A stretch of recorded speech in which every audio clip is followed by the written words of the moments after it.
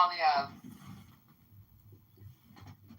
Pierre Polyev. Pierre Polyev. What is his name? Polyev. Polyev. Oh, yeah. No. I made the. Yeah. Oh, wow. Do you live in Quebec by any chance? We are. We both speak French. Okay.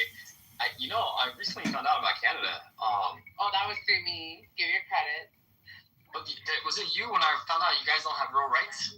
Yeah, about Quebec and stuff, and in Canada in general, you guys can suspend your constitutional rights for 5 years at a time. We can. It was insane. Yeah, man. I was shocked. Buddha. Specifically to what Norm said, because I just thought that it was a great statement and spoke to literally what Black people should be worried about. Not keep talking about politics when there's never been a Black politician in for real. You know what I'm saying? There's a terrorist in all of us. Be worried about the wrong things. I mean, I feel, please, sir, I feel like maybe it feels fun to talk about politics and to sound politically sound. But I mean, there's bigger issues. There's bigger issues than just talking about who don't like a president and if a motherfucker sound racist or not. I mean, is the infrastructure being built within the nation that is stuck within another nation? I just think that's what the Jews did, and that's why they're so well renowned now and well known. They're constantly talked about because during the time when they was going through everything they was going through, they flipped the shit. They used it, built a nation, their own protected, insulated nation inside of America that now has to be respected at all terms. And I'm just saying, if Black people talking about Donald Trump or who you politically align with or what your political stance is, Republican or fucking Democrat, is not what that's. I'm just saying that's not nothing that the Jews was truly worried about. And you know what group finna get leverage to what they're going through to get a lot of empathy and resources allocated to them? The Hispanic community under this ICE thing, right? Because they've been sensationalizing this shit, right? ICE as the slave, because the Black people was complicit in painting this narrative, right? ICE is the slave the slave catcher. Immigrants are the enslaved. This is the narrative that even Black people I couldn't believe niggas was doing this. And now they're gonna use this leverage, right? Because it's about what group is the most oppressed? Because the LGBTQ community did it, right? They did it under Love Must Win, and we've been through this, and they equating the Black issue with the LGBTQ. They used the masses empathy, right? And then they got policies and shit specifically for them, right? Now the next group, right, is going to be the Hispanics. They're done with niggas, bro. Listen, people are scared. Now, this is the part that we haven't discussed, right? If you add on everything that we discussed today, and then if you add the cancel culture, people are scared to get canceled by Black America, right? It's to the point where they probably prefer hiring other groups in corporate America because they're scared to say the wrong thing, to lead to a lawsuit. They're scared to say shit in the public, to lead to, people losing their businesses and shit. So they're like, I'm just gonna stay far away from Black people because these niggas is so it's hella shit, man. I ain't gonna lie, bro. We gotta recreate ourselves politically because this shit might be over. All that. Yeah, Lou, that I can't do it without the negative talk, though. You're talking a lot. Just keeping it real. This ain't negative. This is facts. Yeah, but you're like, nah, I'm not gonna say they're doing that all the business. I hear your sentiments, but every ethnic group. You see what I mean? Every ethnic group didn't just champion themselves and just build themselves. No, they used the Black community to do it. That's my point. Including the folks, the youth box also. Yeah, but what does that have to do with NBC? I'm saying this, right? I'm agreeing with you. I'm saying that these people use civil rights, right? Black people frontline civil rights, but we added gender, we added nationality, we added religion, right? So the Jewish community attached themselves to civil rights. Immigrants attach themselves to civil rights and immigration. LGBTQ attach themselves, right? But the point is, they weaponize the sympathy from the masses to get institutions, right? Absolutely, but they also weaponize us. They also harm us.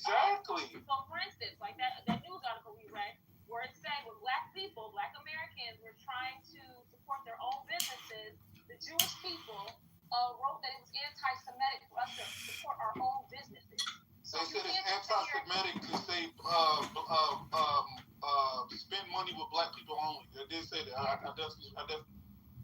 Yeah. So, you know, Can y'all put that article in the chat? Sorry. yeah, we just can't, you know, I can't just be over here like trying to say, okay, these are the model people who did everything, blah blah blah. We're not going to do that because at the end of the day, all of them harmed us. Every single one of them. There's not one group of people that did not play in our faces. They made laws to oppress us, and they made us. They were actually doing everything that they didn't want done to them. They were doing. I agree, but I'm saying that people don't care. That's what I'm No, no one gives a fuck. We know you don't. I agree that all of these groups have been complicit in harming black people while also leeching off our civil rights, right? But I'm saying that people don't care no more. Yeah, it's not necessarily about caring, but I just don't want It is. conversation. Let me see, shut your dumb ass up. Wait, hold on. Stop coming off your mic. Literally, bro. Alright, fuck. Anyway, like I was just saying, what I'm saying is for black American people, they need to understand that part that everybody used you, sabotaged you, made laws that you couldn't support your own, and then now they're telling you to stop crying about it. Okay? We don't have to cry about it, but we're not gonna act like that didn't exist for the Jewish people, for the Italians, for the Caucasians, for the Mexicans, and for everybody else that's in this room, the Africans as well, because they were getting funded too by the U.S. government while they over here punching down everybody else. They were given free room and board and education. All right? So every single group that's running their goddamn mouth now talking about what they did received handouts from the government in support to build their. John Rodney, I tell you, I get no respect. I went to a drive-thru today. Every single thing that you said was true. But why My next question is, John Rodney, I tell you, I get no respect. I went to a drive-thru today. My car was the only thing that served. I'm John Kitover. My father says I'm his easiest customer. John Rodney, I tell you, I get no respect. 17-2026, we have a chance to remove Darren Hood from Congress once and for all. When you go to vote, be sure to ask for a Republican ballot and write in John Kitover. Right, but I would also like to point out. Everybody, it's John Kitover on March 17th, 2026. Be sure to request a Republican ballot and write in John Kitover to remove once and for all Darren Hood from the United States Congress. Go to johnforcongress.com for all the info and run for March. Everybody, it's John Kitover on March 17th. We still got a whole lot of money. We just don't I'm have. Kitover. I'm running as a write-in candidate for Congress in Illinois 16th District, and it's time to remove Darren Hood from. I hear what they saying too. Nobody gives a Good evening. A writing campaign is taking shape in Illinois 16th Congressional District. That's to the top of our lungs, but I mean, we have no infrastructure. We have nothing for these motherfuckers to respect. Well, that's That's straw. what matters. We're going to need a spoon. There's a blueberry marble pop float for Float Day Friday. Happy Float Day Friday. But we have a blueberry marble pop for Float Day Friday. The reason marble pop is because there's a marble right here that prevents the soda pop from coming out. First, we need to remove the plastic wrapper. Inside the wrapper is this little cap. And that middle part of the cap comes out like this. This is the part that you want. So you can see the marble right here. We're going to take this device and put it on top of the marble and push down. Marble went down. You can see the marble kind of moving around. It's right about here. There's two little dimples right here. And we're going to pour it in such a way that the marble gets caught in those beautiful color. 2 scoops of vanilla ice cream. Inside of whipped cream. Our chopsticks had a cherry on top. That's straw. We're going to need a spoon. There's a blueberry. You can be. Black Americans, right, delineating and taking control and gatekeeping. This is all a part of the recreation, right? We just got to get the masses of Black Americans to fall in place. Listen, everything that y'all is saying is correct, right? But the point is, as a room, that people don't care, and we can use that as emotional leverage to get people to side with us in certain cases. Historically, right? Civil rights, especially what happened during us, after Reconstruction, slavery, and after slavery, and what we achieved during Reconstruction, 1920s. But we're saying in 2025, us saying what these other groups have done to fuck us over or use our plight for them to get benefits, it won't work. Like us saying that to them, nobody cares anymore. Was that said to them, or was she making a comment second. Let's let Yaya finish. What I'm saying is this. It's not about us saying stuff. It's about us telling our people. This is the problem. We don't know. Our people don't know. Hey, shut. You ain't my They people. don't know. Shut down. You are You're not not my a people. part I'm of us, sorry, bro. NPC. God, I'm sorry. You're not. Stop. All right. The melanated Again. people don't know what No. African, FBA, American NPC, GDP, we don't know. NPC, your people were giving money through the African American Institute starting in 19. No, I'm saying we don't know. No. No, black people. Close your mouth. You don't know. You see, you should not be speaking because you're not a representative of the people that are talking about what the problem is. You're not a representative either. You're not Scott King. This is the problem, is that you have the people who cause confusion in our bloodline, because he's not it. But Not really. He's speaking because he has brown skin. This is why our people. Let her land. Hold on, real quick. Hey, the NBC, let her get her full thought out, right? What's up, yo? And then you can respond. Hey, whoever got Angel block, can you unblock her? She's an IGB supporter. If not, I gotta move everybody down because I'm. Favorite biracial? No, wait, no, Pearl is. She's a close second. She's a close second. I'm gonna give y'all 29 seconds. If y'all don't unblock her, then I gotta move everybody down so she come in. Just move everybody down now. You know It's up top. I just posted it up top. Okay, I don't even know. Yeah, if you click the link, then it'll let you know if she's blocked out. Okay. So what I was basically saying is this. If at the end of the day, right, if we have all these confusing voices, such as some on the stage that have nothing to, their family came with money given to them from the government, free housing and board, they educated them, they made them diplomats, they put them in leadership roles. If you're coming from a group of melanated people whose ancestors from the 1950s, 1960s from West Africa, because what I've learned is that a lot of these West African countries were supposedly, quote unquote, gaining their independence around 1953, 1960, around that era.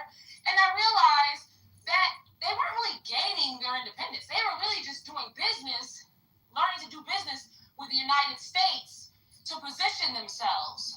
Okay? That's what was going on. So when we hear gain their independence, we think, oh, they fought against Caucasians. They fought against these people. Now that I'm like doing some like really deep, I'm digging really deep with all the funding, and I'm aligning it with the dates. This is just when they started doing business with the West.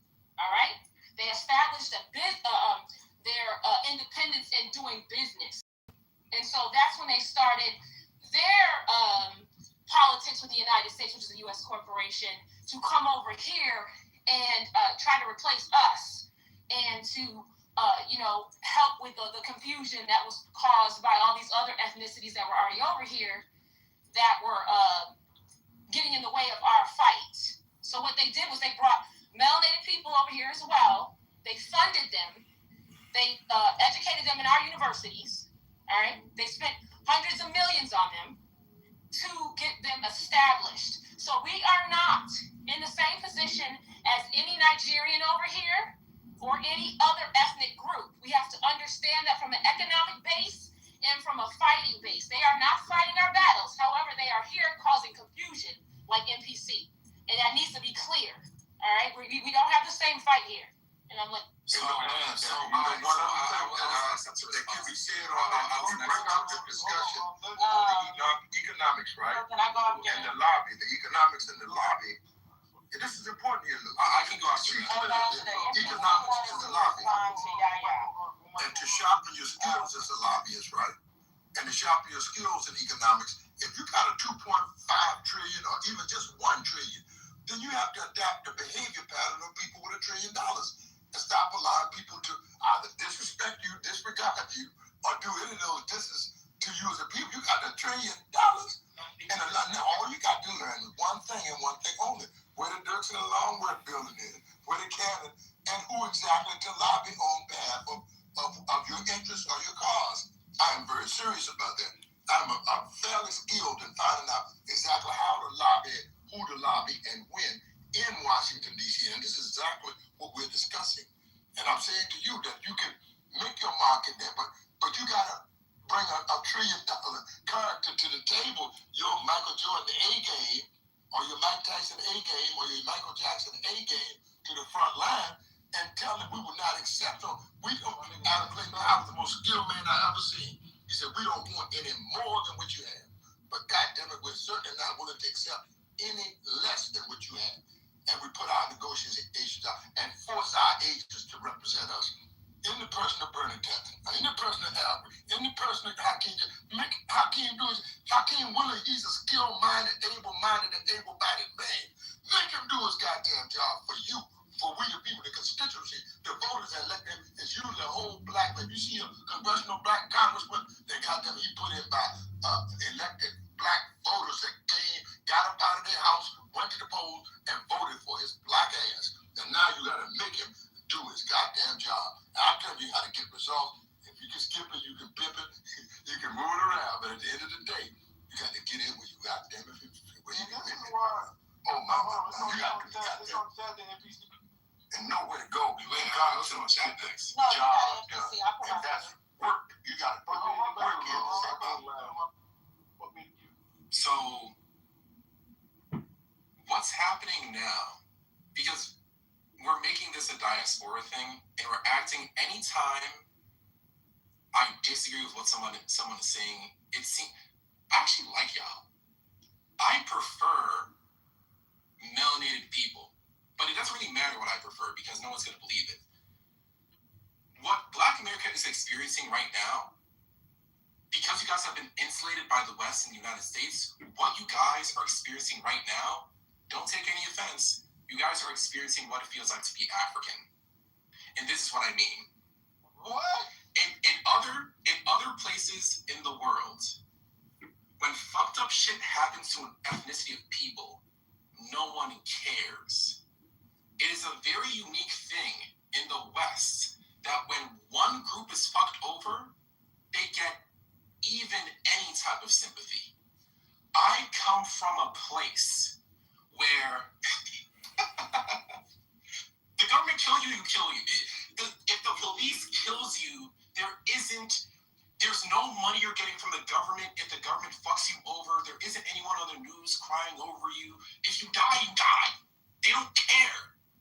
Other people suffer. What I'm talking about is being politically strategic. I don't even know if it's disagreeing with, but what I was really surprised about is the response of, okay, I'm not saying this because I'm trying to emotionally blackmail people, blah, blah, blah. I'm saying this because Black people need to hear it. Black people don't know about Black history. Globally, in the United States, Black Americans don't know about Black history. On the continent, we don't know about Black history. How many times, it's getting to a point, I'm getting Black fatigue.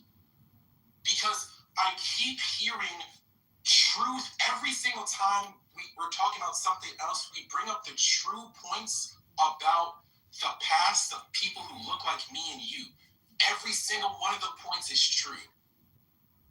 Are we gonna use what happened in the past to have something substantial, or are we just gonna keep just repeating it with no effect?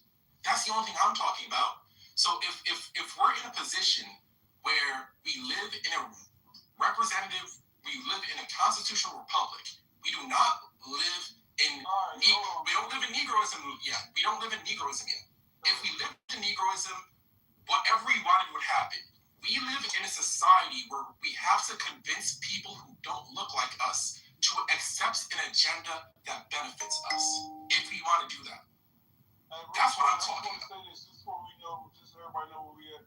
So we was talking about because it was a Jewish guy on stage and said how people are getting tired of the word anti-Semitism being used against people, the word racism being used, and all of the emotional blackmail that people have used after what happened to the Holocaust. They used it to create institutions and use that sympathy to build Israel, and the stuff that we've done after slavery or the Civil Rights Act.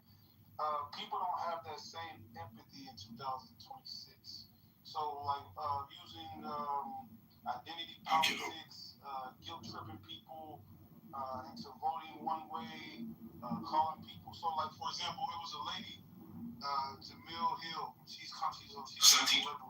She was talking about the Hispanic people are easy targets, right? And this is why they vote for Trump. And they actually vote for their own demise. And people are saying you can use that for other black people, right? Try to like demean them and say that they're stupid because they voted for Trump. But that won't work on other groups. And a lot of people are done with empathizing with Black America, right? So I'm gonna play this clip and then we'll get back to the.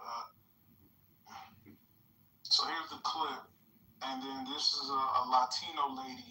Evening, right? Response. Evening, a writing campaign is taking shape in Illinois' 16th congressional district. Army veteran. Latino and Hispanic communities are, to be frank, especially if you're from Cuba. Cubans here, socialism, communism, and as long as the Republicans use those words to despise. Evening, a writing campaign. I'm Kitover. I'm running as a writing candidate. I'm Kitover. I'm running as a writing candidate for Congressman. You know, we didn't understand what we were doing. That's pretty fucking insulting and tone deaf considering the state of your community. I'm Kitover. I'm running. Step with the Democratic Everybody, it's John Kitover on March 17, 2026. 17, 2026. laundry list of 17, 2026. We have a chance to remove it. you voting for that has taken away your family, caused mass incarceration, the lowest level of education, but we're dumb because we understand what communism and socialism is. Newsflash, when we hear those words, it's not a trigger, bitch, it's experience. And in case you didn't know, most Hispanics are conservative because we value family, faith, entrepreneurship, working hard, building something for the next generation. We know exactly what we're voting for. And no, we didn't need anyone telling us how to think, not in English or Espanol. Let's pass it to Close the room, Lou. After that shit right there, I don't know what anybody gonna say, Lou. Lou, you might as well just close the room. Shorty she destroyed it. She dropped nuclear bomb. Facts. What does Anthony have a medal? Hello, moderator. I can tell you why you don't. Hello? let's pass it to chat. It's on chat. Oh, okay, yes, thank you. Put a gun emoji in the chat if you agree with this Hispanic woman. Put a brain emoji in the chat if you disagree. All right, let's pass it. Cool. Like what's odd to me is that other groups of people were quote unquote made whole, based on the atrocities that their particular racial group experienced. Right? You have even Japanese Americans. You have Holocaust survivors. They were compensated by Germany. You have the reparations that were paid post internment camps for Japanese Americans, right? The reason why you don't hear from them about that is because it was addressed, right? And they were, quote, at least the government made an attempt to make them whole. The problem lies in what I think that Normo and NPC don't quite understand is that the reason why we're talking about it because all we keep getting is no. And then to tell us to be quiet. To me, it speaks against. Now you are okay with, well, I am listening there. Y'all are okay with everyone else being made whole but us. But you want us to be quiet. I think it's odd, right? The thing that I spoke about, because a lot of us tune our ears and lean in when certain people, quote unquote, I'm using air quotes, when certain people speak, and we tune other people out. And I think some of it is anti-Black within our own community. Because one of the things that I spoke about earlier was lobbying. And for us to come together and identify the things that as a people we want to lobby the government for, even if it's three things, right? If you look at what the Heritage Foundation was able to create, what is the equivalent of that in our community? NAACP. No, it's not. That's what's crazy. Because if it were, the NAACP would have crafted a working paper for us to set the agenda for us as a people. They set the agenda for their organization. They're not setting it for the people. How in the hell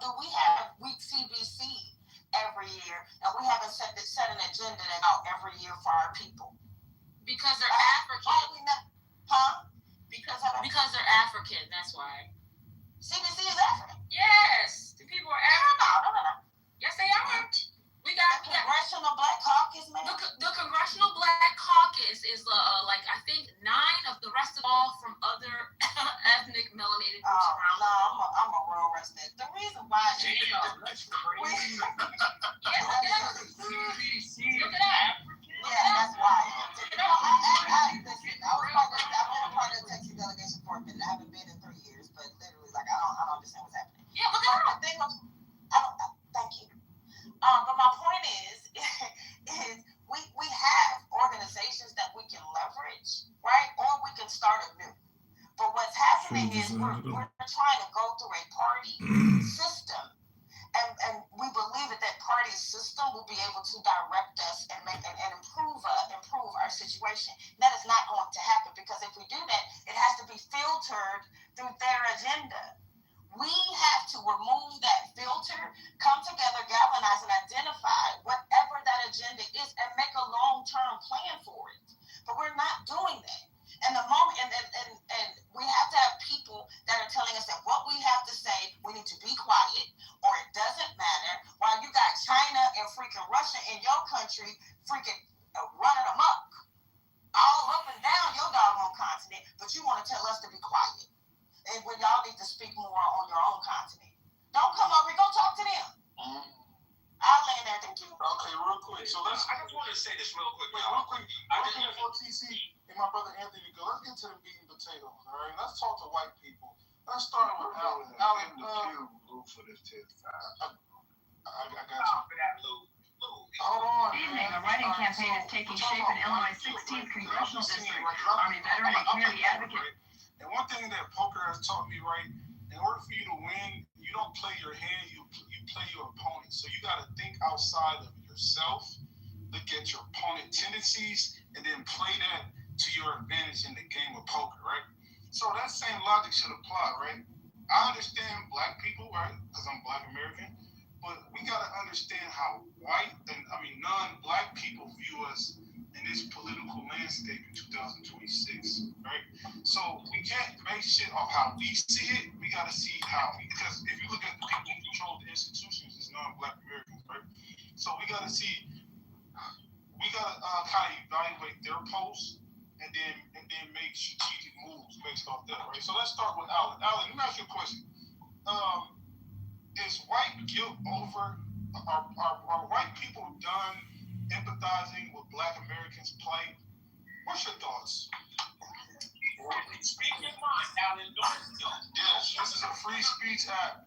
Because the reason why I told you first is because you have a picture that's been politicized by white people, and they're equating that as the equivalent to George Floyd, right? And they're saying that Black people are targeting. It's like Birth of a Nation times 20, right? They're saying that Black men are targeting white women, right? That was a Ukrainian immigrant that got underlined. Yeah. So, what's your thought on that picture? And do you is the white guilt over? White people are not empathizing with Black people anymore. Do you feel like that's true?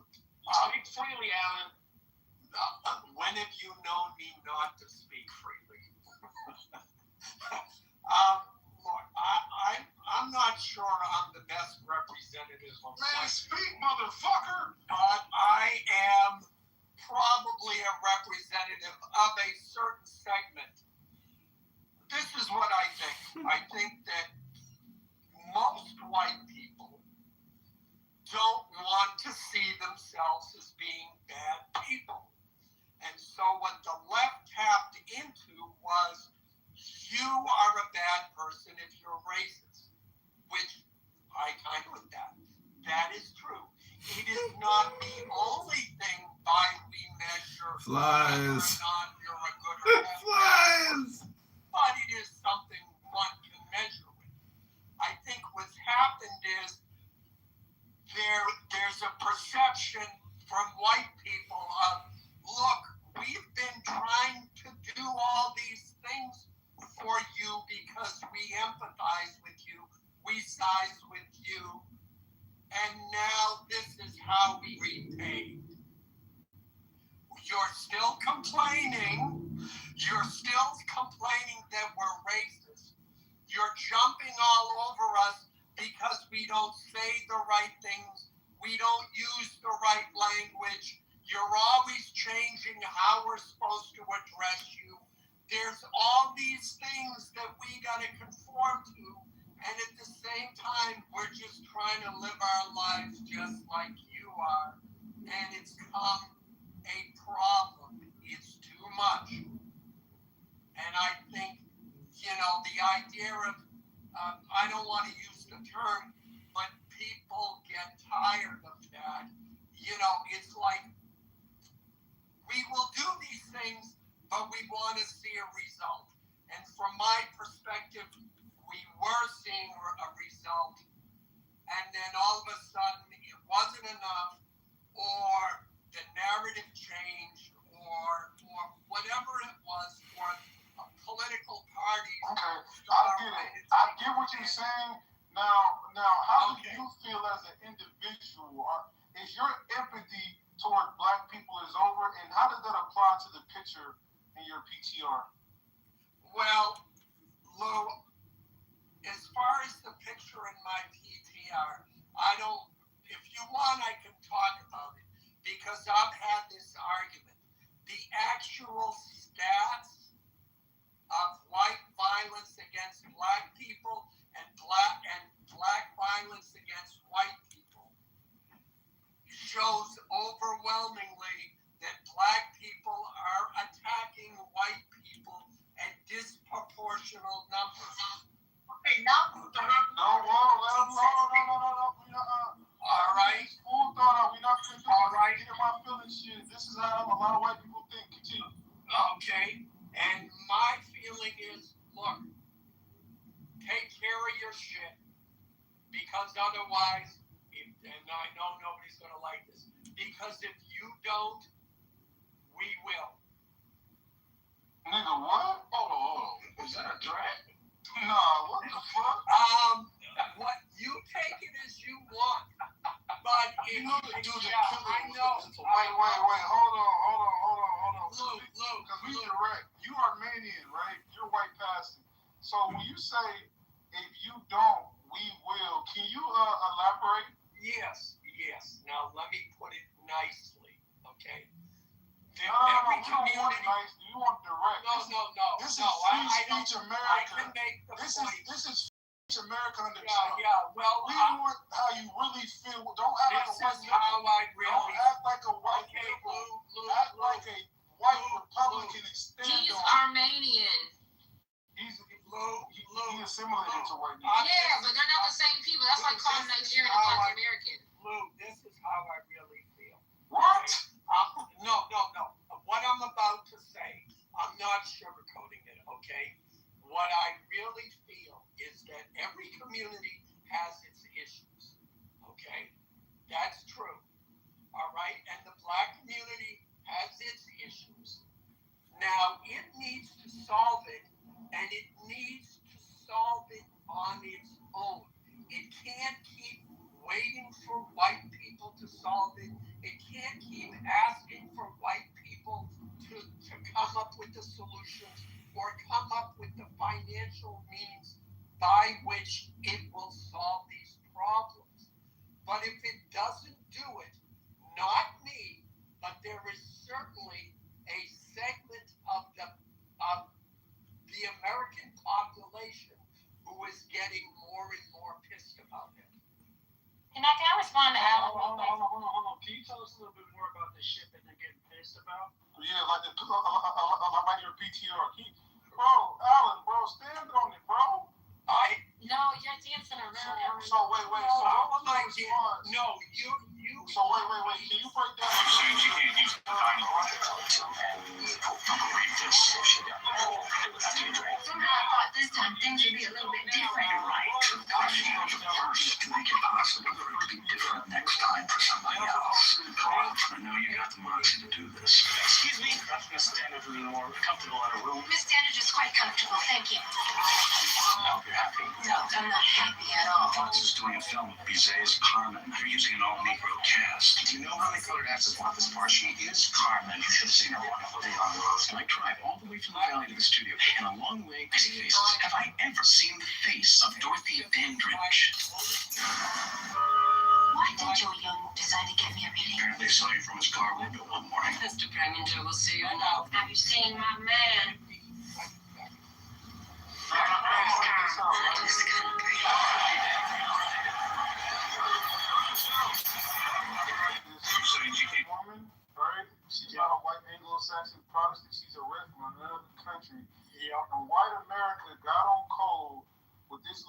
know that the dude that unalived her, he has mental health issues. He's homeless.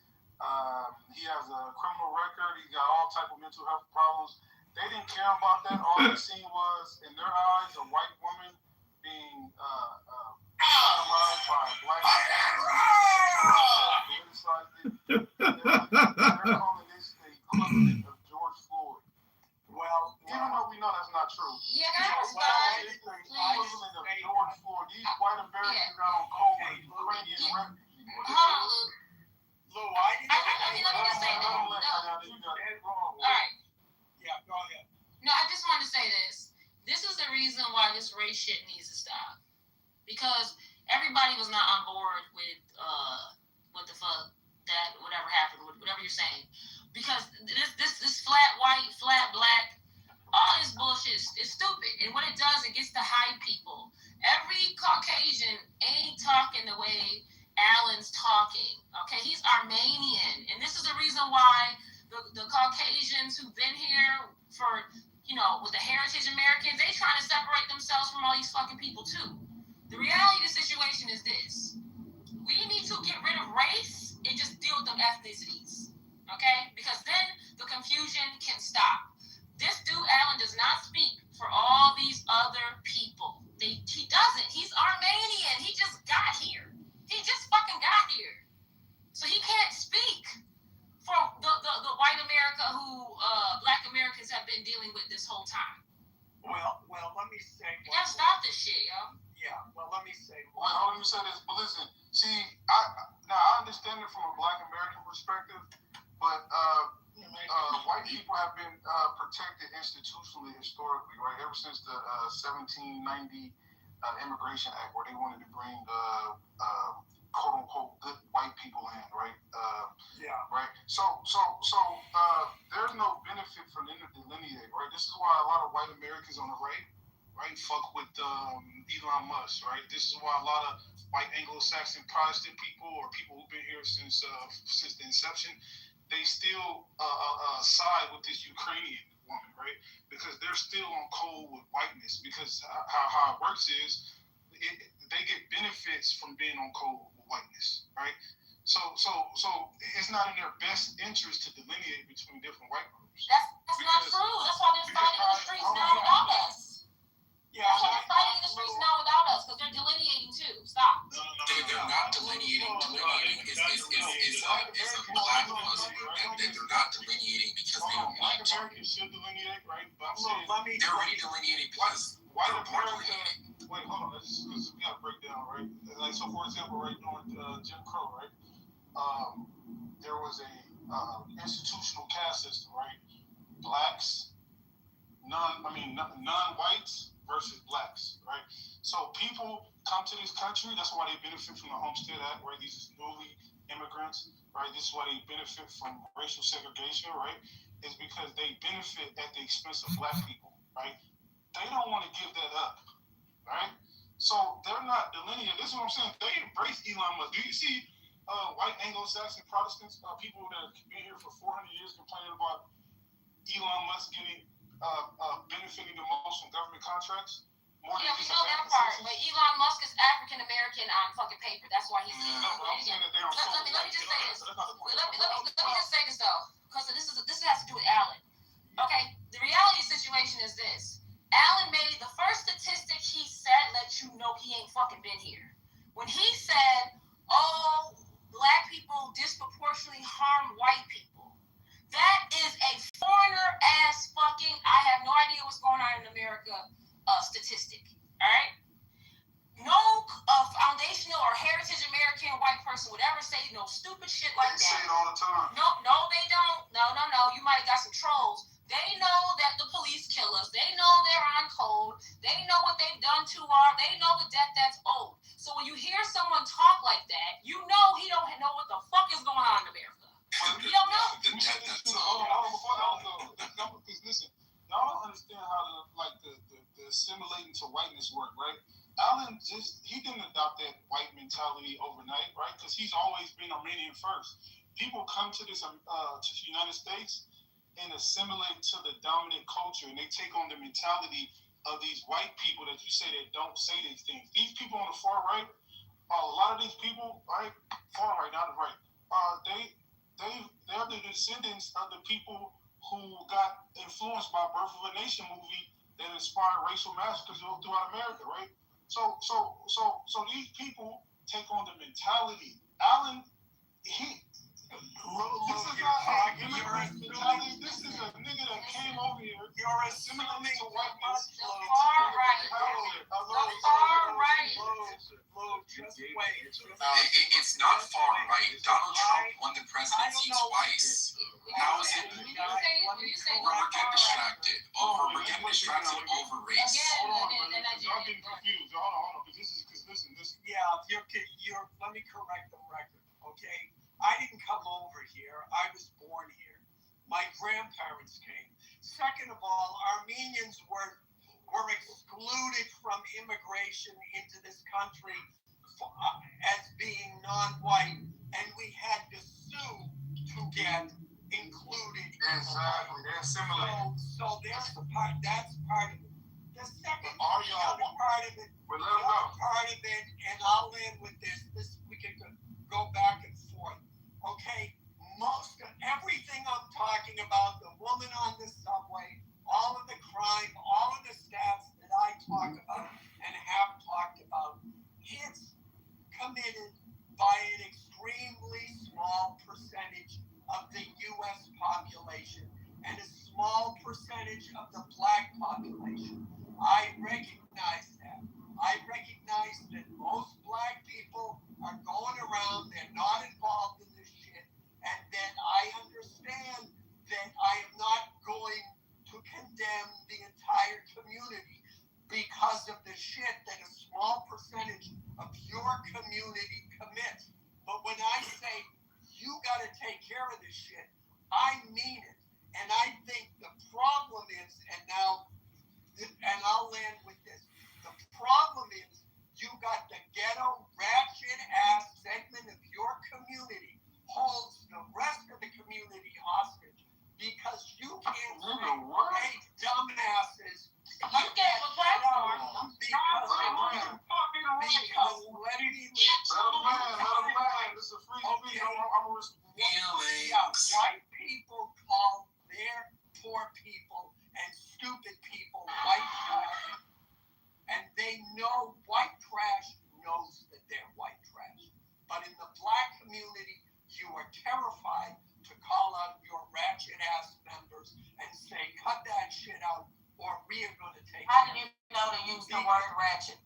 Yeah, how do I know? Because No, it's point. part of the internet. Wait. Fuck all that. He said what he said. So let's address. Yeah. Who want to address it? I want to address one part. Because at the same time that he's saying, at the same time that he's saying about, at the same time that he's saying the ratchet America. Yeah, but this is my thing.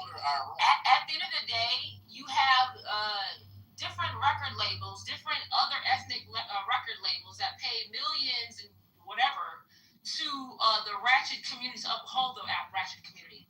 That is not the doing of the black community. You guys are choosing these people to be the representative of, and they get paid to act that way. So that's just the true reflection of the black community. Those are stereotypes. Okay, so again, when you talk about all these bad things in the black community,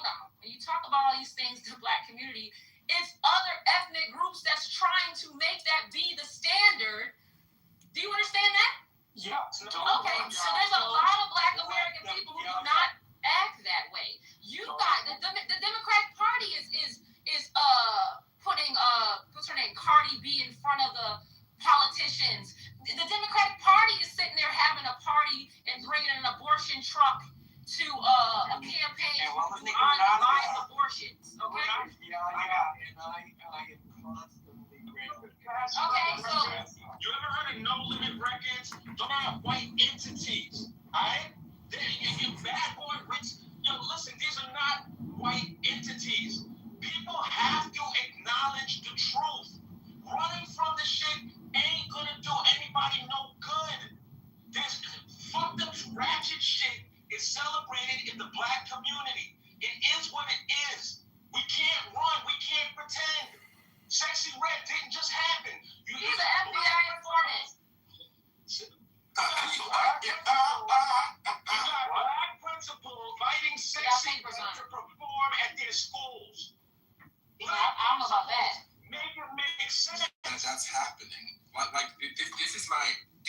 So this is actually the reason why we're here. The reason why we're here is because a person can give every single disclaimer. We know that 99.9 of y'all ain't doing this, but the 1/10 of 1% is doing this. Can y'all do about it? We would rather hear from Wait, hold on, because earlier I brought up. Hold on, real quick. Hold on. I thought y'all was going to address. Now, Alan, let me ask you a question. Are you familiar with the book Cracker Culture by Grady McWhiney? No, but I love the title. What's wrong with Okay, you? so Cracker Culture, right? Hold on, no, I'm not joking. I'm because we got to break down what he's saying. Because I think he's just ignorant. Cracker Culture is a book by Grady McWhiney, right? And he basically argued that much of this culture came from Celtic regions in like Britain, Scotland, northern England, Ireland. So then he claimed that these Celtic settlers brought this a distinct culture, right? It's called cracker culture. It's basically the equivalent of like gang banging culture, because a lot of the culture that you complain about the small percentage of black people committing crimes, right?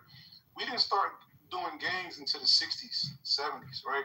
So before it was black gangs, it was cracker gangs, right? Ku Klux Klan, right? Irish mafia, Italian mob, all of these European gangs that started in the 1880s, 1700s, 1600s. This formed a cracker culture. So these Celtic settlers, right? They was basically herding like traditions rather than farming. They had this thing called honor culture, right? So we call it get it back in blood. Y'all call it honor culture and like personal violence and shit, right? Yeah. So they had like strong. Basically, the book was talking about how they had strong loyalty towards kin groups, and they was anti-government because the white Anglo-Saxon Protestant people, the British colonized Ireland for like hundreds of years, right? So they brought these people over here, and a lot of this shit that y'all complain about literally comes from white culture. And y'all have yet to address the Ku Klux Klan.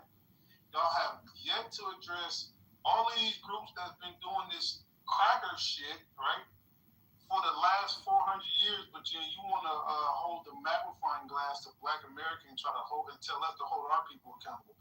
When are you going to hold the crackers accountable? Well, that is whataboutism at its finest. But it's okay. It doesn't make any sense, my brother. No, man. Let the white land, and you can respond why it don't make sense. Yeah, of course. I'm in agreement with you. I'm all for self-accountability. I think black people. I just want to clarify. I don't do this thing where I try to like ignore the problematic shit in the community, right? I do think there are some problematic things that black people need to address. Not only black people, Americans, because we're Americans. When it was violence against Asian people, right? White people got behind Asians to protect them. So why don't y'all get behind the small percentage of the black people that you claim to harm everybody, right? Why don't y'all get behind and protect other black people? They're still Americans, right? That's right. So shouldn't it be an American accountability? All right. And I go, first of all, before I say anything else, thanks for letting me speak on the stage. First of all, I appreciate that. Second of all, look, you said I was ignorant of some stuff. I won't deny that claim. But I don't think you have to be well versed in history to know how to be nice to people. And now let me ask you a question. Okay, say hypothetically there's a white person, and this white person, he's looking for a roommate. And somebody calls him up and says, look, I heard you got an ad. I'm interested in being your roommate. And the person is obviously black. What is the right thing to do, the non-racist thing to do, and what would be the racist thing to do would be to say, yeah, I already rented the place. the question, Lou. What do you think I did in that situation?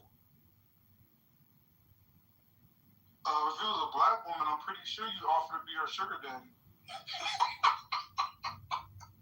Well, I didn't offer to be her sugar daddy, but I did live with her for 2.5 years. I knew it. I fucking knew it. It was a black woman. You thirsty motherfucker. Well, I had 2 other female roommates, and nothing happened. Nothing happened. Okay? We were roommates. But the point is what would it, the point is that I did what you're supposed to do. Right?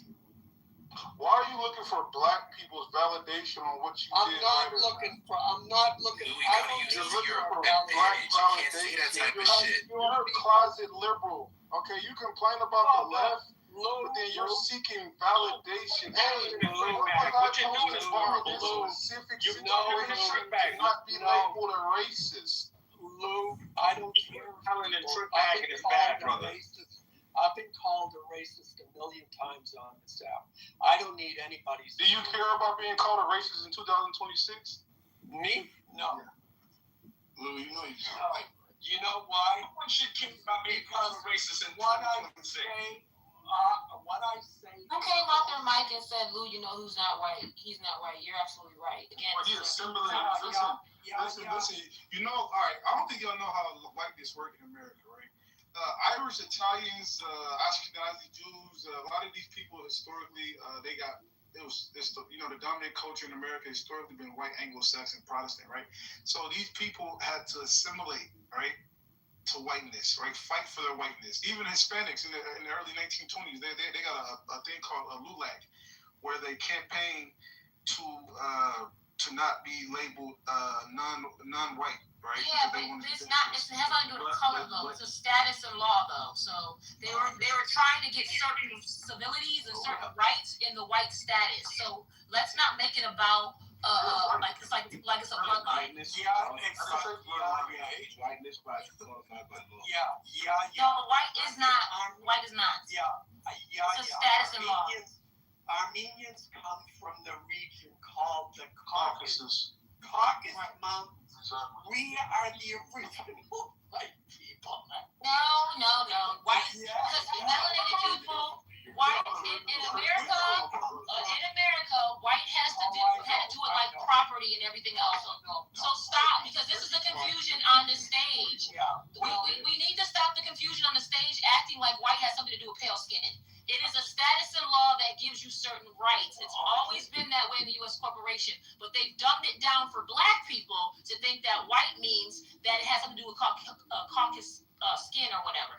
Caucasians, that's why this is the reason why you always hear me say Caucasians. I call them Caucasians from the Caucasus Mountains. There are black people who are white in law. They're white in status. The Horn of Africa, melanated people are white in status. So we have to stop making it be about color. That's the ignorant part that they want you to think. Not understanding has to do with rights. But yeah, like that interpretation of what you just said, what you just said,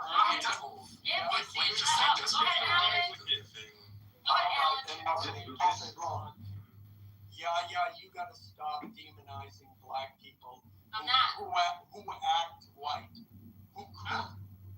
Not you in particular. Well, maybe you don't. No, I don't do that. The whole idea of being a sellout. Okay. She never said that. No, I know, but you're. No. We're not going to switch this. Hold on, real quick. Stick to what we're talking about. Pause there. All right, appreciate you. Anthony, what's your thoughts on what Alan said? Are you in 100% agreement, or and explain why? So, Lou, man, I think Alan tried to be as honest as he could. I respect that. I definitely respect honesty. I think he tried to have a productive conversation. And what your response was you came with the whataboutism. You talked about, how the negative aspects of black culture came from white people according to some book. Thomas Sowell has a book called White Redneck, White Liberal. That's literally what he says in the book. Yes, exactly what he says in the book, 1,000%. But you know what? Thomas Sowell is considered to be a coon. You know what I'm saying? Like you got the most prolific Supreme Court justice ever in the history of Supreme Court justices. The guy that has more written decisions by far than any other Supreme Court justice. He's considered to be a coon. This is not what about it. Who the fuck said that Thomas Sowell was a coon? Nigga, they say that shit all the time. Okay, we're not gonna play that game, though. We're not gonna play that game. They call Thomas Sowell. You're gonna say, who says Thomas Sowell's a coon? And you're gonna ignore what I said that people call Clarence Thomas a coon. Do black people call Clarence Thomas a coon? All the time. All the fucking time. And black people call Thomas Sowell a coon all the time, too. No, they still call him. No, man. It happens all the time. Why I respect do they call him a Sometimes it's justified, other times it's not. Hold on, NPC, I'm asking Anthony a question. Anthony, why do they call these people coons? Because they perceive what they say to be anti-black.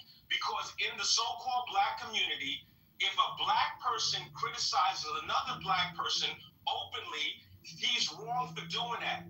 There's supposed to be some secret meeting where black people can only criticize black people at this secret meeting among black people. You can't openly criticize black people. You can't say to the young lady having four kids with four different men is wrong. You can't say that. That's anti-black. You're othering yourself. Anthony. Lou, Yo, I think he's showing the black community. As soon as we hold each other accountable, Lou, what I'm saying to you is there is no accountability. What I'm saying to you is there is no standards. There used to be a time when there were standards. There used to be a time when there were standards. There used to be a time when your grandmother would say to me, show me your friends and I'll tell you who you are. There used to be that time. What Chris Rock said is there's a civil war going on between black people and niggers. I'm here to tell you the niggers won the Civil War. The niggers won. That's what the fuck happened. And there's no accountability, no standards in the so-called community. Newsflash. Niggas want to here's the solution. I wanted to hop in there whenever you can. Wait, one mic on Mr. guy. I don't want to be on the nigga side. Luke, so look, I agree with Brother Anthony too, man. He makes some great points, and everybody else is making great points, right? But this is the issue, and this is how we solve it. We now see, and Sister Yah dropping jewels as usual, but now we have to talk about how do we fix it. The first way we fix it, we delineate and separate, but using a political action committee PAC and institutions and organizations on what's happening now in 2026. We can't have these conversations with the Martin and Malcolm outlook. Yes, I do agree. We do have a civil war against niggas and black folks. Yes, I do agree with everything people said. But how do we fucking fix it? Fuck all this intellectual masturbating. How do we fix it? This is how we fix it. Can we all agree every immigrant since the 60s has come to this country on our backs? Yes. Now that they're here, they got fucking 50 years of doing what they want. They're like, fuck you. Cool. That's our mistake. And we made a lot of mistakes since the 60s. We have to fix them now with money, institutions, and organizations. Not the ones that we have now, because they are already corrupted. They are already not us. And yes, when Sister Yah said that information earlier, some of y'all push back on it. Most of these organizations now that are supposed to be us, like the NAACP or the Urban League, et cetera, they are not us. And people like Brother MPC and others, they don't want us to speak like this, because if we delineate, separate with power, with political actions committees, and we give the information, the answers about who we really are, they no longer get the free subway ride. They no longer get the free trip. They no longer get the free ride. And they have to delineate, separate, and get it the same way they always told us. But, put your boots up. Like your boots up, right? That's our number one problem is now we're too scared to say fuck Pan-Africanism. Fuck every ourselves. We're going to get it how we live, but not talk. We need to put blood, sweat, and tears behind it. We need to put money behind it.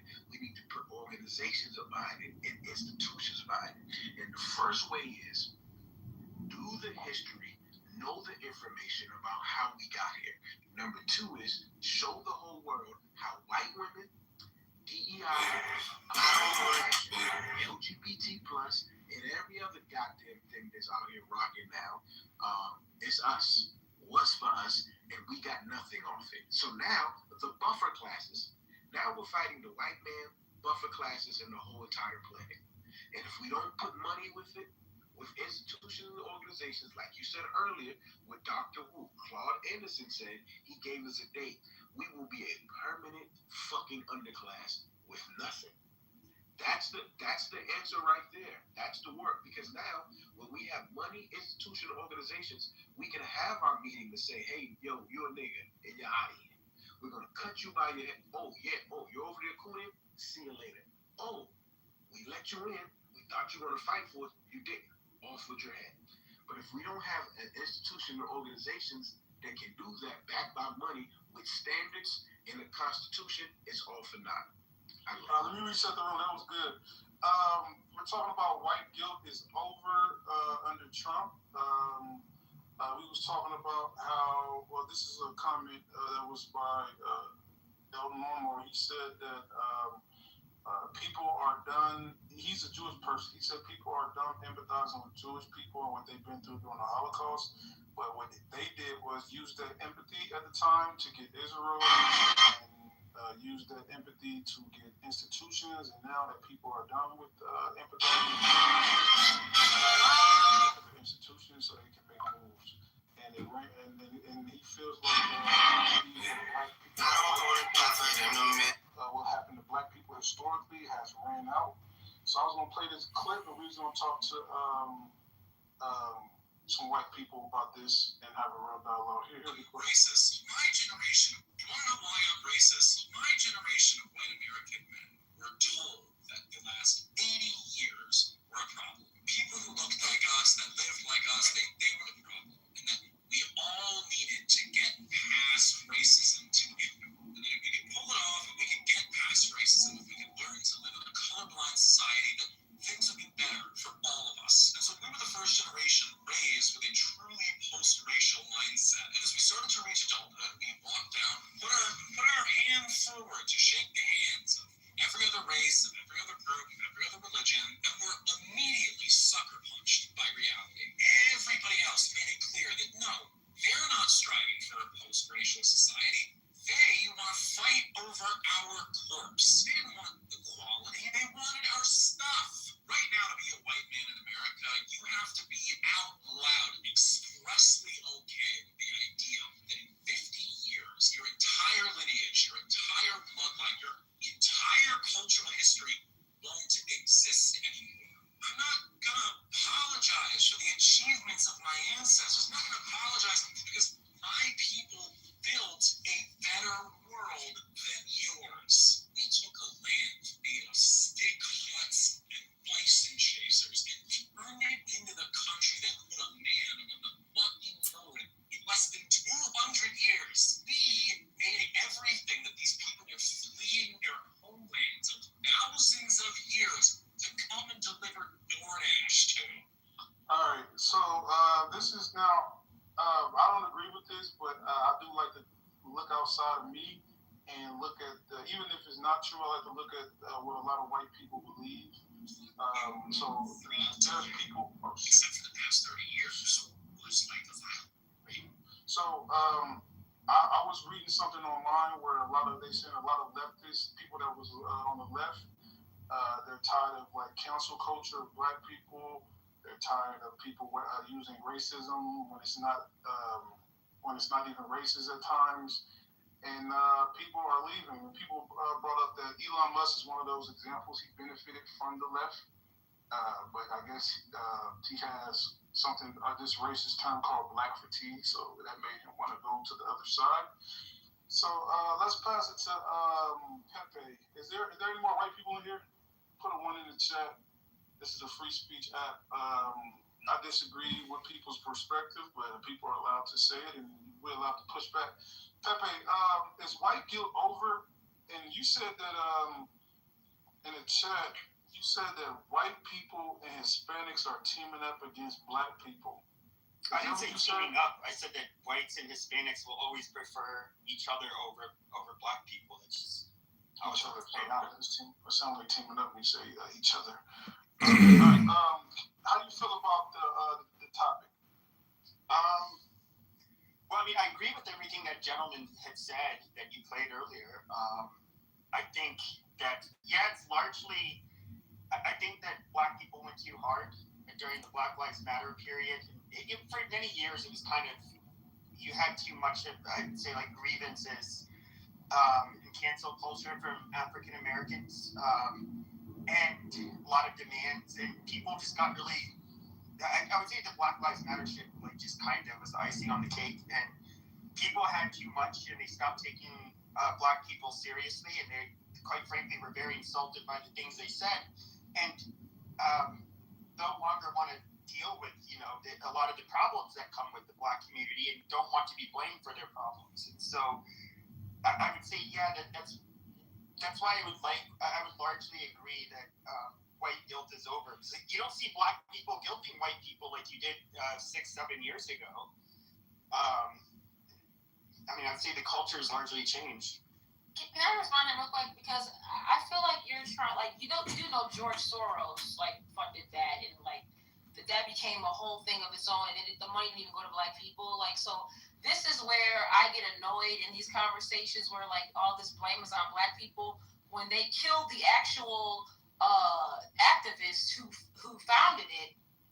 People are found, like, in their cars, shot here, shot there, whatever the case may be, and George Soros, who's Jewish, funded it, and took this shit to a whole nother level, and it no longer had to do with black people. It was just a money grab. So does that? But did that come in the narrative anywhere? Because, like, this is open information at this point. So they don't like the care about that. They care about see how it works is, right?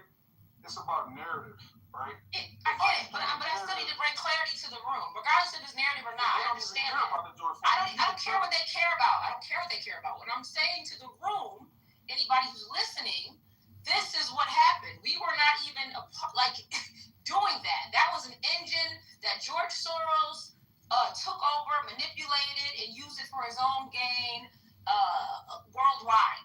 It no longer had to do with black people. None of that money even went to them, except for the ones who were caught with fraud. I think it was like 2 or 3 who bought like a house from it. But nationwide, globally, it had nothing to do with black American people, regardless. So he can still have his opinion, but the fact that these things have come out should, I don't know, like, our brains aren't working too well. But I'll end. Every time I hear about like what happened, okay, and how someone infiltrated a movement and was able to manipulate and coerce black people, I can't help but think that you can't simultaneously think that you're on the same level of other races or ethnic groups in society and want to sit at the table, but you're not even self-conscious enough to realize how the game is played. And if individuals see that there's an opportunity to exploit and manipulate, that they'll take it. And that every hand that reaches towards you with something enticing or inviting is not a friendly hand. Sometimes it's the trap, and that you're living in a world of predators, plain and simple. And so how long do people allow themselves to get fooled? How long do people lead themselves through emotions? So you gotta think strategically. And I agree with Amici. Until the individual or the group take 100% responsibility, then you're never going to have ownership and be able to correct it and renovate yourself. You're going to always want to project. And that's what Amici was saying when he says the whataboutism. Forget whataboutism. We at a point that if someone says something that's valid, incredible, and factual, internalize it and correct it to America, and then rise back up stronger. Move somebody down. Yeah, and rise back up stronger. So because if you're not mature enough, if you're not mentally, if you don't possess the mental fortitude lose to Josh? Did we lose him? I think he lost He's service. being played, then you're always going to Oh, lose. you went out for a second. Yes, she. Well, I said if we don't possess the mental fortitude to develop an effective stratagem and to eliminate anyone, regardless of what they look like, that is not actively participating or conducive to accomplishing those objectives, then they need to be moved out of the way. And that's just all there is, because politics is always deadly. That's what it is. That's what it's been since the beginning of mankind. It's a cutthroat business. No matter how much they cleaned it up and put a suit on it, it's still the same. So no one is looking out for anyone's best interest. You have to look out for your own best interest and find like-minded individuals. And sad to say, you got to become just as exploitive as the next man. And that means you can't deal with your elected representatives with the carrot. You got to have a big stick over their heads and punish them if they don't act accordingly. That's what it is. And if you can't do that, you're going to keep losing. Plain and simple. So when you have a black caucus, like someone said, that a significant proportion are just black in appearance, but they're from other countries and they don't have black American interests really at heart, you're just playing the color game, and you're going to lose at that. That's it. But how can you guys do it like this? Hold on, let me respond real quick, because this is important. Now, I'm for accountability, self-accountability, especially when it comes to black people. I don't think nobody's more hard on black people than what I am. When you got white people, right, they do this selective accountability, right? They'll ignore egregious things that's done by white people, and then they'll kind of like hone in on the problematic things in the black community when they really don't give a fuck about the problematic things. They just use it as a ploy to go after us, right? Now, that's like the selective accountability, and a lot of it is deflection, right? Because when you talk about, like, for example, Diddy needs to be held accountable. Everybody in the black community agrees that R. Kelly Kelly needs to be held accountable, right? But then when you say white people ignore the wild shit with Jeffrey Epstein and how these people are bribing people on the left and the right? And powerful white people, then I feel like, well, your accountability is selective, and I don't even take it serious. So this is what I hear with a lot of these people on the far right. Like, they'll point out the white person that got unalived by the white person in Allen's PTR that got unalived. Hold on, bro. Hey yo, stop bringing starching up, bro, please. Like, Allen will point out the Ukrainian immigrant that got unalived, right? But he'll ignore something that had white people and them doing egregious things to black people. So it's like they got selective outrage and this selective accountability, which I don't respect. But yeah, I don't think pointing that out is whataboutism. I just don't take what he's saying serious, because he's not morally consistent across. Hey, I agree with that. Hold on, let me respond to that. A lot of people want to. Right. So yeah, I agree with that, Lou. It becomes whataboutism when it's like a tactic to take attention away from the group or the person or the subject or the topic that's directly being addressed at that moment. So we know what they do, we know what they've done, and we know what they will continue to do. I mean, just take for an example the image of the American gangster. They romanticized it with these violent, savage individuals. And then they took that same behavior when it pertained to black Americans, and they presented it for what it really is. Exactly. So we know what they do, plain and simple. We just can't participate in that. We got to have a greater standard of ethics and morality and move differently than them, and while using them in the meantime. That's all it is. And if we don't separate ourselves, if you try to play their game, you're going to lose, because they choose the battlefield. They make the rules, okay? And it's a game that we often play, and where we're just taught to move to pieces, but we haven't developed a strategy. You're going to lose, plain and simple. That's why the condition is where it is right now, plain and simple. Observe them. You have a lot of things that y'all was saying. So the reason why I say this, what about it? Like, I'm John Kitover, and I'm running for Congress in Illinois 16th District. By far, he's the minority. On March 17th, you can request a Republican ballot. Honest and open about his feelings. And then you ask him multiple times about his PTR. And then when, he's saying whatever he has to say about it, it becomes, well, they're egregious things that white people do. That's textbook. What about it? See, you wasn't listening because I didn't do whataboutism about his PTR. He brought up how black people need to hold their poor people, the problematic people, the criminals in their community. No, you didn't. At that moment in time, you didn't. I'm just clarifying. It wasn't about the Allen's PTR. He said the black community need to hold, because there's a small percentage of black people that's doing criminal acts, and the black people need to hold the ghetto people accountable. So then I said, okay, well, yes, I agree, because I do believe in self-accountability, but do y'all hold the people? See, this is holding somebody accountable for being morally consistent. This is not whataboutism. So I'm saying, if you're gonna, I'm cool with that. Cool, hold black people accountable to do problematic shit, but are you willing to hold white people accountable as well? That's not whataboutism, bro. Yeah. So Lou, 1 second, Alan, just really quick, a little squabble with Lou. So Lou, in that moment in time, right? The title of the room is white guilt. So if we're talking to a white person about white guilt, and then you ask him earnestly, how do you feel about X, Y, and Z? And then he answers the question, and then you're going to ask him about, holding accountability for things that white people do. That's textbook whataboutism. No, I don't see how we can. March 17th, you can request a Republican ballot. I'm John Joe, and I'm running for Congress in Illinois 6th. If you look at Illinois 16th district, that's cool.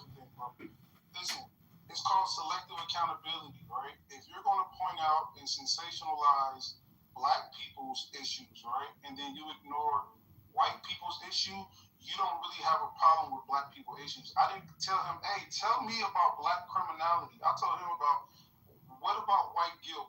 Black people using certain things against the white people, and y'all turned y'all off. Well, we turned our backs on you guys. We don't care about you guys calling us racist anymore. It wasn't about how do you feel about black criminality. I'm saying, okay, I took accountability. Yes, we need to address black criminality, but he's coming in bad faith because he never talks about white criminality ever. So instead of so you're mad at me for pointing that out, right? When I'm saying yes, we need to point out black criminality and we need to hold him accountable, but he never talks about the problematic shit in this community. That's not whataboutism, bro. I'm just holding him accountable for not being morally consistent. He's not. All right, well, let me answer. No, Alan, just really quick, because I never got a chance to land. Okay. So Lou, here's what's up, man. Lou, I think if you actually stop and listen to what I'm saying, we're not necessarily far apart. What I'm saying to you is context matters. If we were just having a general discussion, shooting the shit, and Alan brought up what he brought up, that would be one thing. In the context of this room, he was asked a specific question, and he answered it earnestly. And then what ended up happening was you pointed out that he was, inconsistent. No, I pointed out. You ignoring the part where I said I agree that we need to see. I'm holding myself. He talked about the black community in a specific way. I said yes, I agree. We need to hold the black community along with white people, because y'all Americans need to hold them accountable. Then I pivoted and said, okay, are you going to be consistent when it comes to white people? So I'm in agreement with whataboutism is like, hold on, let me say this. Whataboutism is like, okay, black people did this. Well, white people did that, right? No, no. He said black people did this. I agree. We need to hold those black people accountable. Now, are you going to hold white people accountable? And then if he doesn't answer that, right, he's not morally consistent, because you want to hold the fire to black people, which is cool. I'm okay with that, right? A deflection tactic is, well, what about white people? No, I'm saying let's hold black people accountable. Cool, I'm okay with that. Now let's pivot. Now, can we hold white people accountable? That's totally different. That is whataboutism. That is whataboutism. How you don't understand that, Lou? It's accountability and we're pivoting. That is whataboutism. It's accountability and we're pivoting. Hold on. So let me ask you a question. So if I say, hey, Anthony, your kid be on time for class, right? And then you say, yes, I do need to hold my child accountable for being on time to class, right? And then, then you pivot and say, yo, are you going to hold your kid accountable as well? Now, is that different than saying, hey, you need to hold your kid accountable? You deflect and say, well, when you going to hold your kid accountable? You don't even take accountability for your kid. What's the difference in the two conversations? One is acknowledging. Hold on. One is holding one accountable for the issues, and then the other one is holding the person who's trying to hold me accountable issues as well, because their kid is not doing the same. That's two totally different conversations. Do you understand that? I agree that it's two. Okay, so what is that called? So Lou, may I respond? I don't want to be like limited in my response. My response to you is that they are both whataboutism. One is more egregious than the other. There is a nuanced but profound difference between the two conversations, but they both would qualify as whataboutism. That is my point. When I'm asking you about, well, what about your kid? You know, getting them to school on time. That's whataboutism. Even if I acknowledged it, yeah, you know what, Lou, you make a valid point. I need to get my kid to school on point. But what about your kid? That's whataboutism. You can't run from that, even if I acknowledge it on my side. Okay, I was not upset, whatever you want to call it. I was not offended that Lou used that and asked about it, because I agree completely. Yes, white people need to take care of their shit too. Number one, I got three things I'll say quick. Number two, I kind of addressed it, and maybe I wasn't clear when I said that white people, they call their lower class criminals, they call them white trash, and they are condemned for that. So socially, there is a shaming system in which white people tell that they're undesirables, you're fucking up. And the third thing is, when it comes to, I brought up the violence of black people against whites as an example of things that white people perceive as being unfair or unjust, etc., etc. Now, as far as that goes, I'm sorry. I was starting to see in my social media a lot of posts of black violence against white people, and I thought, my first thought was, oh, it must be true. My first thought was, well, this is social media. I wonder if I'm being fed bullshit here, and I want to make sure that, is this fact, is it fiction, what's going on? My PTR shows from 2017 to 2021, I think those are the correct years, white violence, this includes everything, white violence against black people numbered 371,000 incidents. Black violence against white people was, and let me look it up so I don't get it wrong, 2,382,400 incidents of black violence against white people. So, no, I'm not making this up. But see, you have, oh my God, I think I get to say something. It's just, you are you done, Alan? Are you done? Because I don't want to throw it away. I forgot. No, I'm done. A lot of people stuck in. Okay. Anthony has said it once again. I've always followed his brother, and he said, "Dumb breath out your mouth." This accountability, this the classic of when a white person calls a black person out.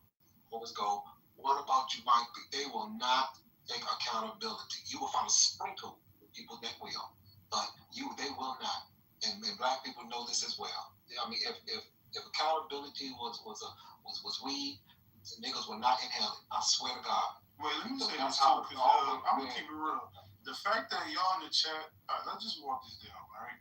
So there's two times, because the reason why he said that, oh, that's extreme whataboutism, and the other one is not extreme, he didn't have the proper word. That's why he just said extreme, right? So let's just, so whataboutism, That's a term. And then there's this thing called reciprocal accountability. All right. So it's like it's a comparative accountability, right? So the whataboutism that he's talking about is when somebody deflects instead of addressing the issue raised about them, right? I didn't deflect. I said verbatim, I agree. We need to hold those black people accountable, and they are problematic, right? And then I pivoted and then did something called a reciprocal accountability, right? So the first scenario, so like for example, someone says you need to fix X, you say I agree, and then I fixed X. Then you say now you also need to fix Y, right? This is usually called reciprocal accountability, right? This is called a consistent standard. This is called a comparative critique, all right? So, for example, you need to reduce population. I don't want to do that. So, the fact that I asked him what is the key differences between the two scenarios that I gave him, and then he just said it's both. It's one is extreme whataboutism. No, that's not how it works. All right. Whataboutism is a deflection, and you don't hold somebody accountable. You live this stupid shit. So fucking stupid. Okay, yes, I agree with that, and those people need to be held accountable. All right. Now, are you going to hold somebody accountable in your community? That's reciprocal accountability. Do y'all know the difference between the two? Because the reason why Anthony didn't have the terminology when I asked him what's the difference between the two is because he didn't know the terminology. He just minimized the conversation by saying, "Oh, well, it's just extreme whataboutism compared to the regular whataboutism." No, that's not. Okay, you did a whataboutism, bro. Like, I just want to finish what I want to talk about. What I said. I just want to look. The definition of reciprocal accountability. Okay. Reciprocal means you basically get what you receive. In other words, you reciprocate. That's not reciprocal accountability. Yes, okay. Accountability, you give and reciprocal. Give me 1 second with Lou. Really 1 second. Yo, Lou. I just want to finish what I'll pass it to you, Karis, but just really quick, Lou. Until you said it, I had never heard the term reciprocal accountability. All right? This is a new term to me. Thank you for exposing me to it.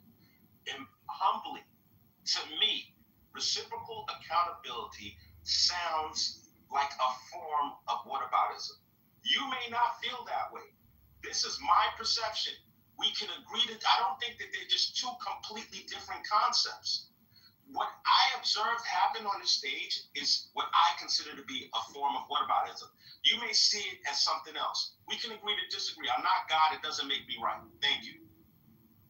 Now, all I was saying was how we need, one brother, it was so long, so much, but he's talking about how we start to fix ourselves. Why we can't fix ourselves. I'm going to start with why we can't. Because the intelligent black people that are on this board here, you know good as well, black people tear shit up. We try to build, we try to create, we try to talk to the youth, we try to talk to the black community. They mess it up. They like to destroy. The only way I think they can learn that life teach them themselves. Because I'm telling you, I gave up on the black youth. I gave up. I'm not going to sugarcoat shit. So, moving forward on that, one thing you can try to do, since all you got all this knowledge, you can start by helping the black youth. Here you go with one. And I'm not talking all that money and community. I've been on this app for 5 weeks.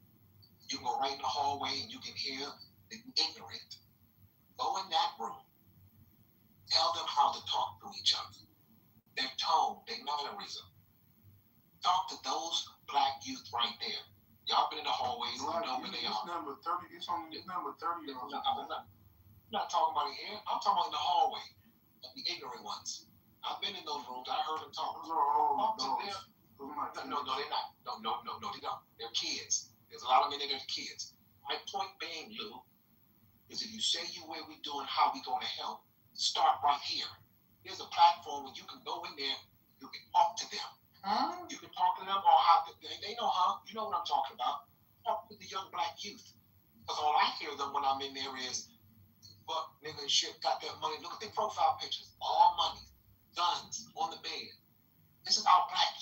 we're talking about. Scrolled all the way down the hall. Yeah.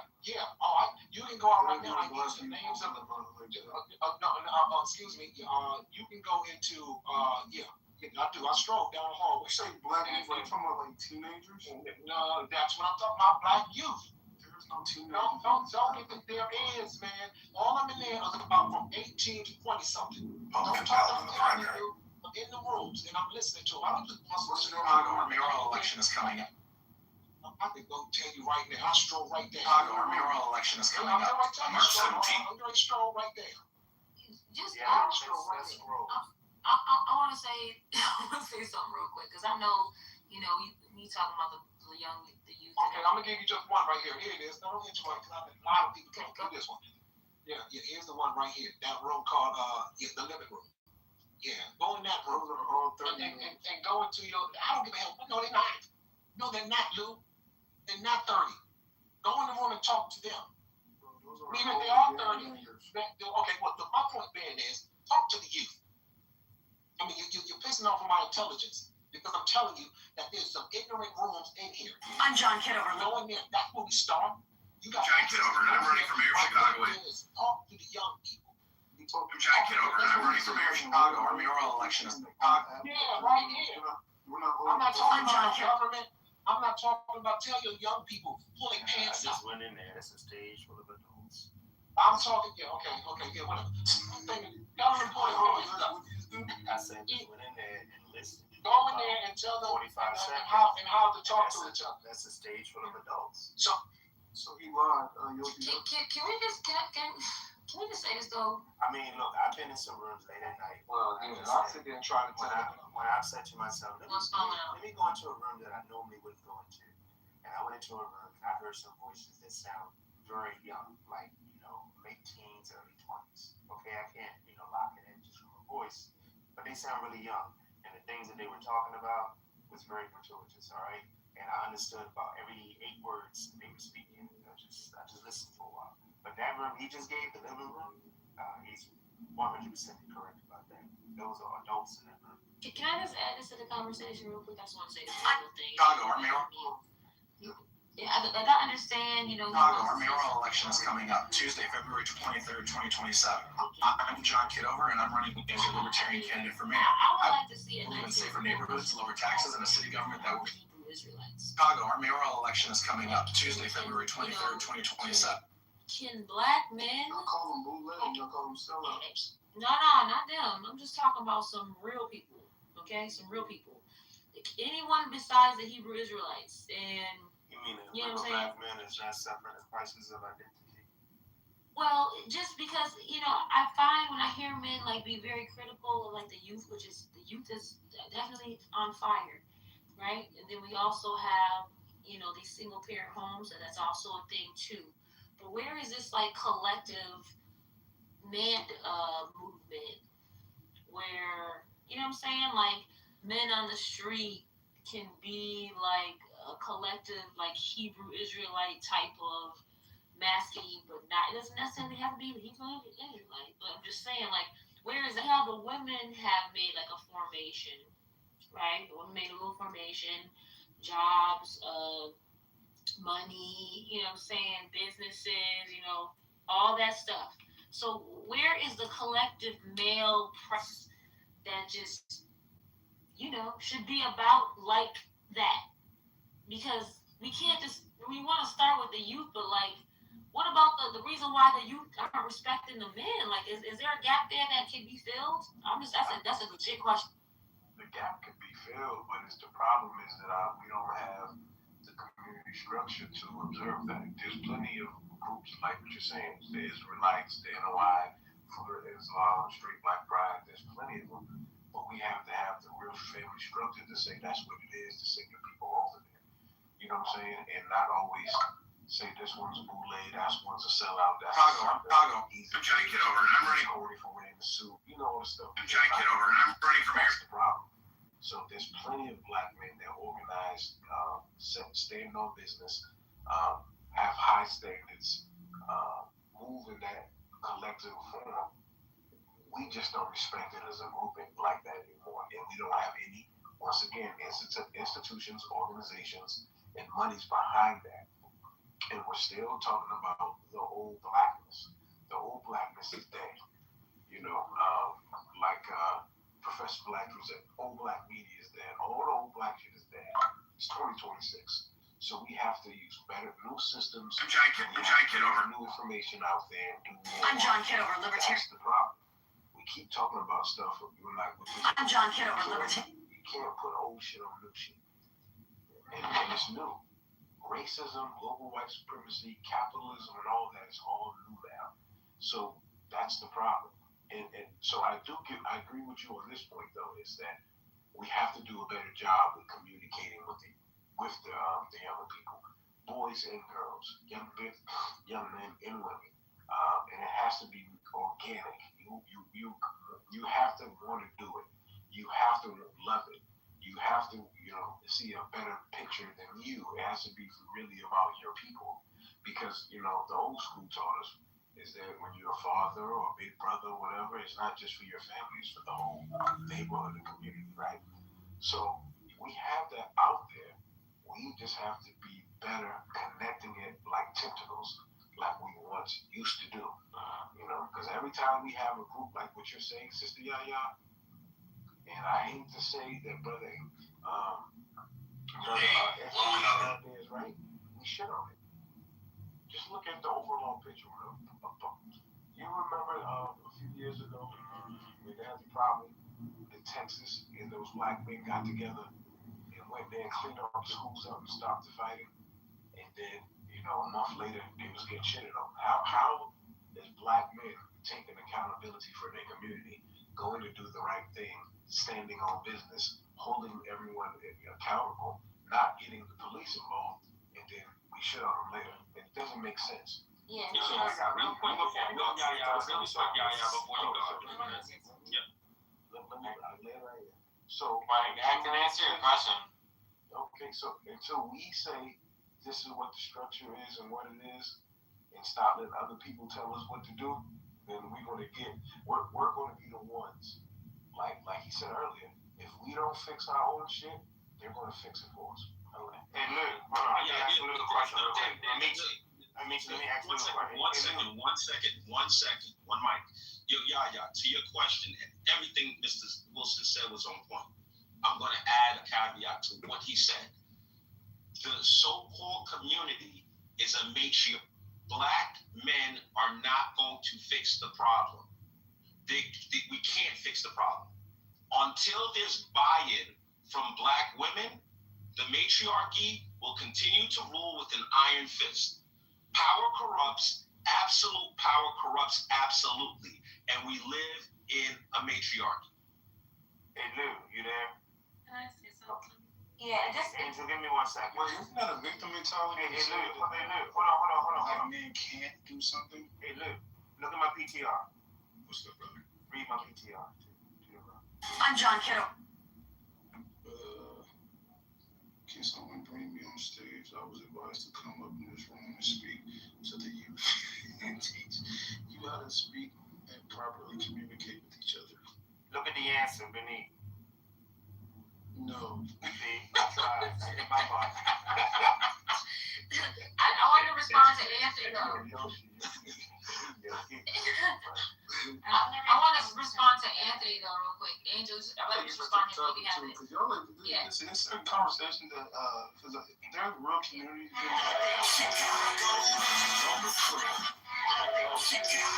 for like, oh, let's do accountability and seek community, like just figure out what's going on in your local city, and there's people that's doing a lot of things that y'all talking about. Okay. Yeah, I just want to respond to Anthony. Angel can have it. I'm gonna say this to Anthony. Women have a position to play in the family, right?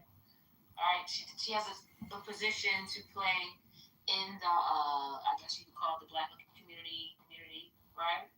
So that position she plays does not interfere with a man in the position he's supposed to play. It becomes a problem when the man thinks he cannot function.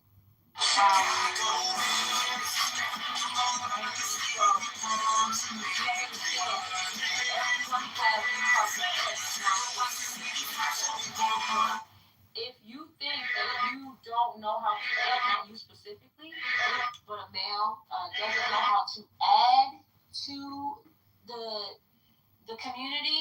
then that's a problem that person has to figure out. You know what I'm saying? I'm John. Chicago, our mayoral election is coming up Tuesday, February 6th. What's up? Chicago, our mayoral election is coming up Tuesday. Yo, so here's right. In order for us to have the building blocks of community is family. If you have 70 to 80% out of wedlock birth, you don't have community. The people that are birthing the babies are the ones that are in control of the community. How can they fix it? I'm running for mayor of Chicago. Like this right now we in a squabble, so I'm gonna rest my mic right there. Alright. So again, no one told you to jam your dick in anybody and come and then procreate with whoever decided to produce a baby. There's called semen retention, there's called control, there's called discipline, there's called wisdom, you know?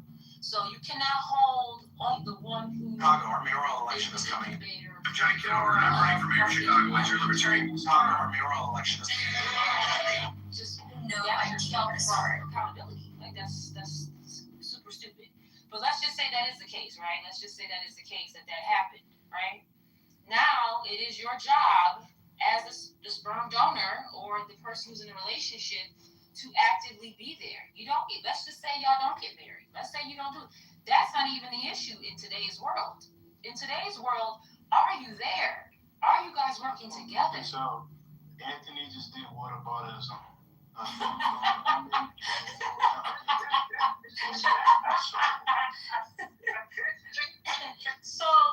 So at the end of the day, it is 100% the strongest unit and the source. However, if it does not, let's just say that's just not the case. I still know a lot of people who healthily co-parent who are there and they show up for their kid and their kid is doing amazing. They even have extended families and they have, the village supporting and doing what they need to do, right? So my thing is this. You can't make that excuse. You can't keep on going on and on like that. This is the last thing I'm gonna say. I'm sorry you're triggered, but you can't make that excuse. I'm not triggered. You're good. Okay, go ahead. You can't make that excuse though. Everyone has a role to play, no matter the circumstance. Go ahead. All right. So Yaya, respectfully, you never addressed my point. I'm saying to you, the building blocks of community is family, right? And 70 to 80% out of wedlock births does not a family make. Furthermore, a woman births the baby. She has empirical evidence that she is at least one of the baby's parents. How many times you got women that don't know who their baby father is? And so now dudes by committee are supposed to take responsibility for this kid. It doesn't make sense. Then we have, if I had $1 every time a woman said, you know what, I'm happy my baby father ain't involved because I get to run it the way I want to run it. I don't want to hear him telling me what to do with my kid. You have a group of people who feel that fathers are an accessory, not a necessity. You don't have a community. You're putting the cart before the horse, and it won't work. You're talking about something that doesn't exist. If you break down household income by ethnicity, Indian Americans are at the top of the list. Next up is Chinese Americans. The trait that those two groups share is how the likelihood that they will be married. They have community. They're not blaming white supremacy for their plight because they make decisions on how they're going to live their lives. This needs to stop, and we need to have honest conversations. All right, so we're going to have honest conversation about our community. Again, nothing you said had to do anything with the lack of accountability for the male.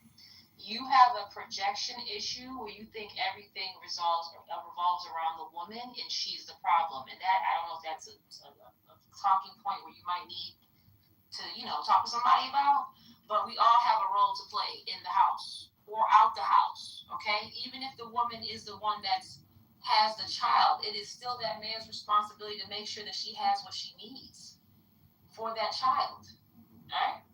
If you say she got pregnant by whoever, that man still has an obligation. There were men back in the day who had 2 families, and the child didn't come out until the funeral, all right? But come to find out, that father who had 2 families was still in the other family's life. There is a fundamental problem. I'm John Kitover, Libertarian candidate for mayor of Chicago. Our election is Tuesday, February 23rd, 2027, and I'm asking... It don't matter.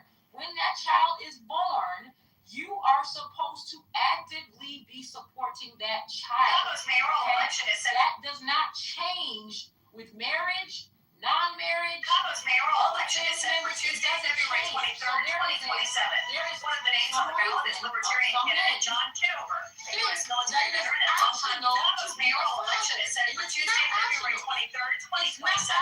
One of the names on the ballot is Libertarian candidate. So until you can talk about that in this conversation, to me it just sounds like you're projecting. So I'm gonna land right here. This is my last mission in the little squad. My son just got home. So I'm John Kitover, Libertarian candidate for mayor of Chicago. Here's what's up. I'm not projecting. I'm happily married. I take care of my kids. Got a beautiful life. Winning. I said it, tomorrow, if black women en masse made a decision and said, we are not having sex unless men marry us. No sex without marriage. Overnight, the marriage rates would go through the roof. We live in a matriarchy. I am sorry to inform you. I at no point have I insulted you personally and said you're projecting or, said ill stuff about your character. It's not that for me. I'm not looking for that kind of interaction with you.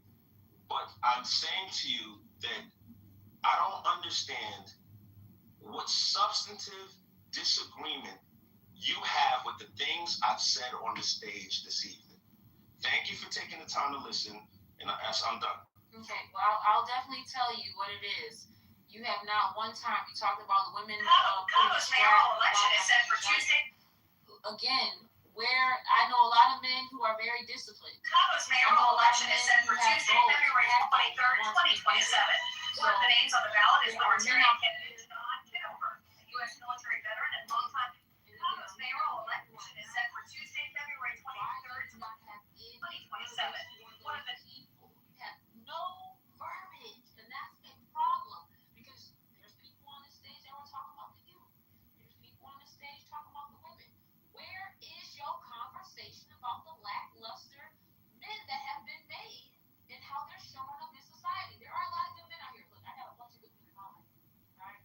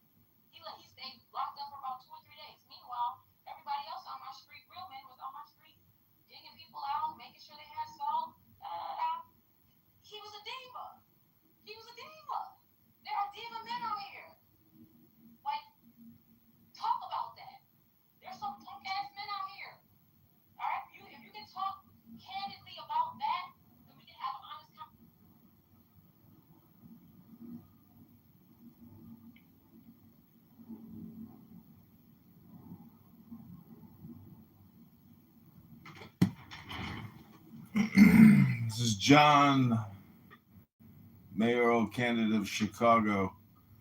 Go to chicagomayorvote.com.